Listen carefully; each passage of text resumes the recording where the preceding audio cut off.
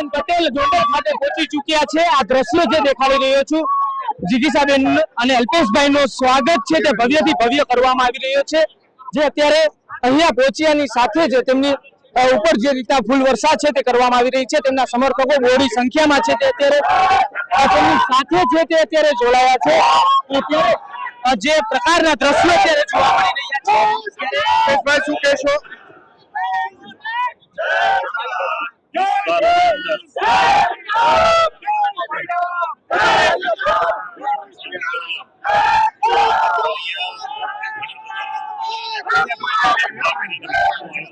બીજા કોઈ ધ્યાન રાખો।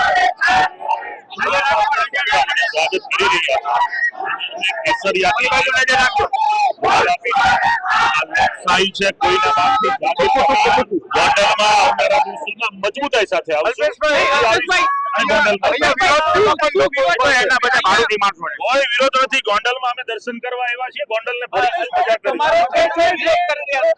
અરે વિરોધીઓનું સ્વાગત છે, આનાથી મજબૂત થી વિરોધ જોઈએ છીએ। આગળ આગળ ગોંડલ ને 100% ભયમાં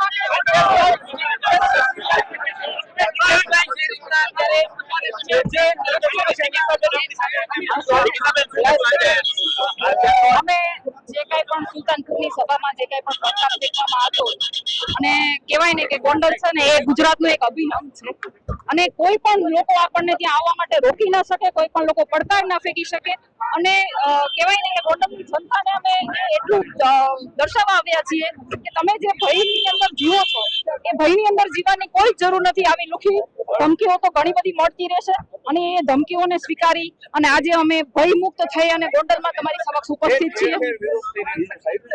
ઠેર ઠેર જે વિરોધ થઈ રહ્યો છે એમની તમને પણ ખબર છે બધી।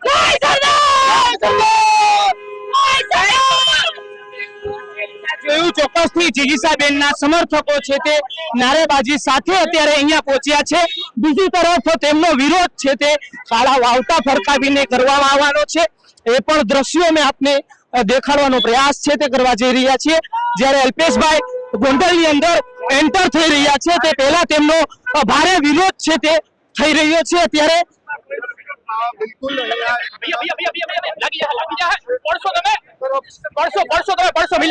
જે જોઈ શકાય છે દ્રશ્ય જે દેખાડી રહ્યા છીએ,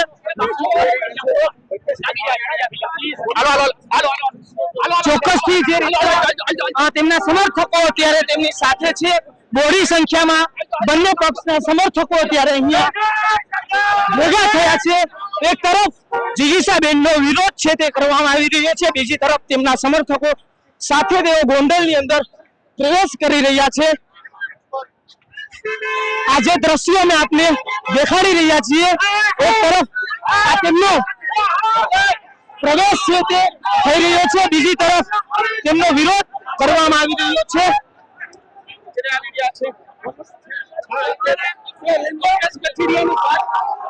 ચુસ્ત પોલીસ બંદોબસ્ત છે તે ગોઠવી દેવામાં આવ્યો છે। તે છતાં બંને પક્ષના લોકો અત્યારે સામસામા જોવા મળી રહ્યા છે। ઉગ્ર વિરોધ કરવામાં આવી રહ્યો છે।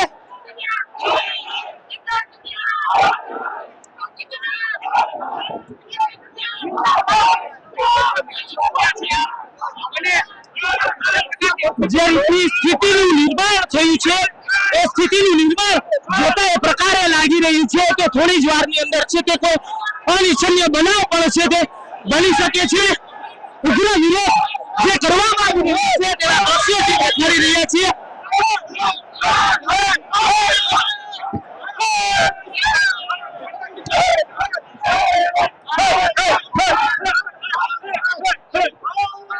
પોલીસ છે તે વિરોધ કરતા લોકોને સાઈડમાં ખસેડી રહી છે। જોઈ શકાય છે પોલીસ અને જયરાજસિંહના જે સમર્થકો છે તમે જોઈ શકો છો,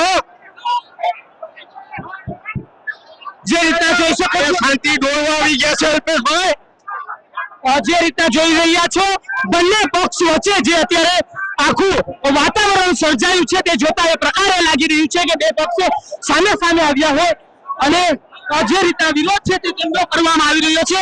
ઉગ્રથી ઉગ્ર વિરોધ કરવામાં આવી રહ્યો છે। સમર્થકો ગાડીની અંદર જે રીતના કહીએ કે અત્યારે ગાડી ઉપર નિર્માણ થયું. જિગીસાબેનના સમર્થકો અને જયરાજસિંહના સમર્થકો આમને સામે આવી જતાની સાથે જ જે ઘર્ષણ ભયની સ્થિતિ હોય તે પ્રકારનું નિર્માણ થયું. જનતા બધું જાણે છે. આજે જે આ જનતાનો દબાયેલો અવાજ છે એને ફરીથી એક ઉજાગર કરવા માટે છે અને સુરતથી અહીંયા છે તમારે લાંબુ થવું. તમારી ગાડીના કાચ ફોડ્યા છે પોલીસ હોવા છતાં, શું કહેશો?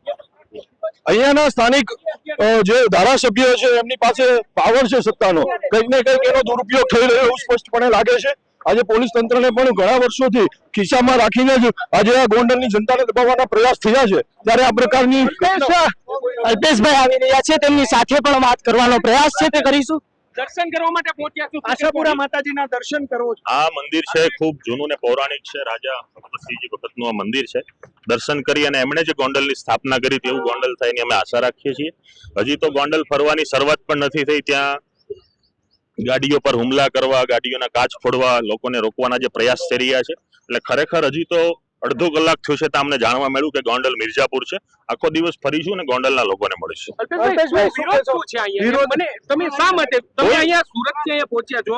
શું વિરોધ, શું જો મુદ્દા કોઈ લઈને પણ પહોંચ્યા છો? મુદ્દાની વાત અત્યારે સાઈડ પર છે. કોઈ વ્યક્તિ એમ કહેતું હોય કે માનું દૂધ પીધું હોય તો આવી જાય, તો આ મારી માતાના દૂધ પરનો સવાલ છે. જ્યારે માના દૂધનો રણટકાર થશે ત્યારે ગોંડલની ધરતી પર વટથી પગ મૂકીશું.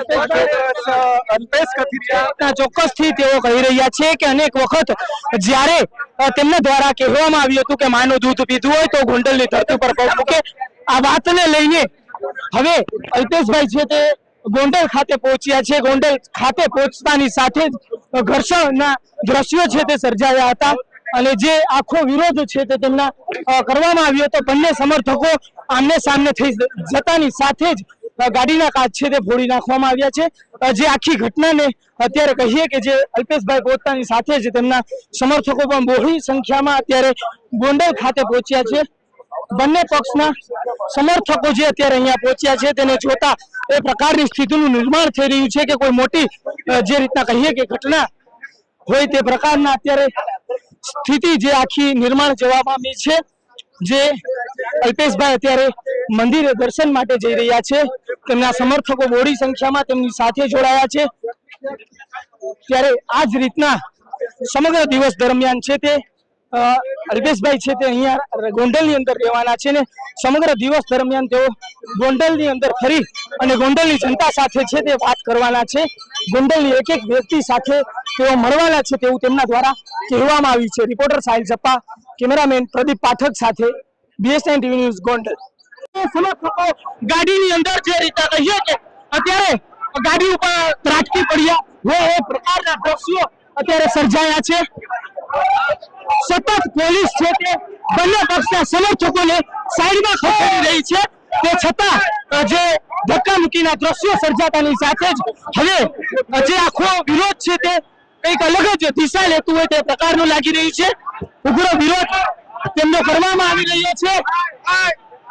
જે બંને પક્ષના સમર્થકો છે તે એકબીજાની સાથે સામસામે આવ્યા છે અને પોલીસે પણ જે રીતના તેમની ભૂમિકા છે તે નિભાવી રહી છે. પોલીસ પણ બંને પક્ષના સમર્થકોને સાઈડમાં છે તે ખસેડી રહી છે. તે છતાં જે રીતના જે પરિસ્થિતિનું નિર્માણ થયું છે તે જોતા એ પ્રકારનું લાગી રહ્યું છે. જે જોઈ શકાય છે વાત કરવાનો પ્રયાસ છે આપણે કરીશું. બે તરફી વલણ અપનાવી રહી છે. કોઈ પ્રકારની સિક્યુરિટી કે કશું નથી. અહીંયા આ પ્રકારના વિરોધનું આયોજન હોય આ ગુજરાત બહારનું કોઈ નથી. અહીંયાથી કોઈ પાકિસ્તાનથી નથી આવ્યું. એટલે આ પ્રકારનું વર્તન જે જોઈ શકાય છે તેમના દ્વારા જે કહેવામાં આવી રહ્યું છે, જે સ્થિતિ નિર્માણ પામી છે તે સ્થિતિનું જવાબદાર તે લોકો એકબીજા ઉપર આક્ષેપો થઈ રહ્યા છે. એકબીજા ઉપર જે રીતના કહીએ કે સમર્થકો ધક્કામુક્કી કરી રહ્યા છે. પોલીસ પણ તેમની ફરજ નિભાવી રહી છે. પરંતુ જે પરિસ્થિતિએ નિર્માણ લીધું છે તે જોતા એ પ્રકારનું લાગી રહ્યું છે.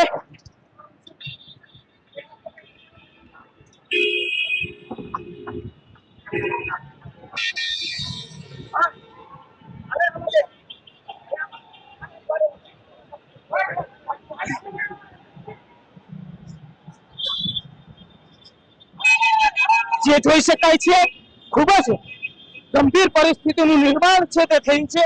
એક તરફ જિગીસાબેનના સમર્થકો છે, જ્યારે બીજી તરફ જયરાજસિંહના સમર્થકો છે, બંને સમર્થકો આમને સામને આવી જતાની સાથે જ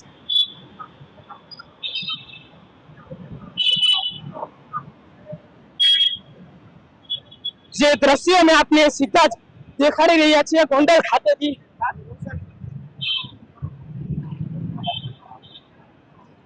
એક અલગ જ પરિસ્થિતિનું નિર્માણ થતા દ્રશ્યો જોવા મળી રહ્યા છે.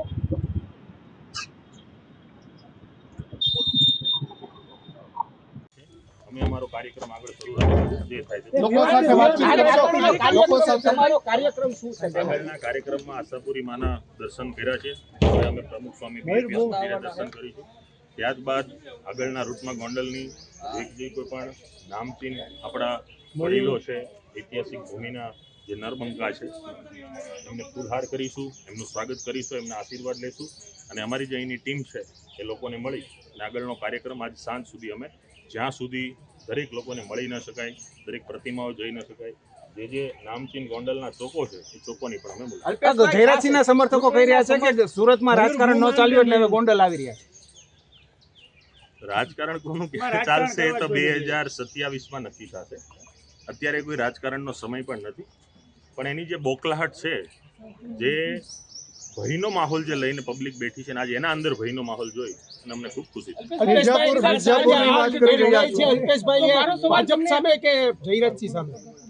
મારો સવાલ કોઈ સામે જ નથી.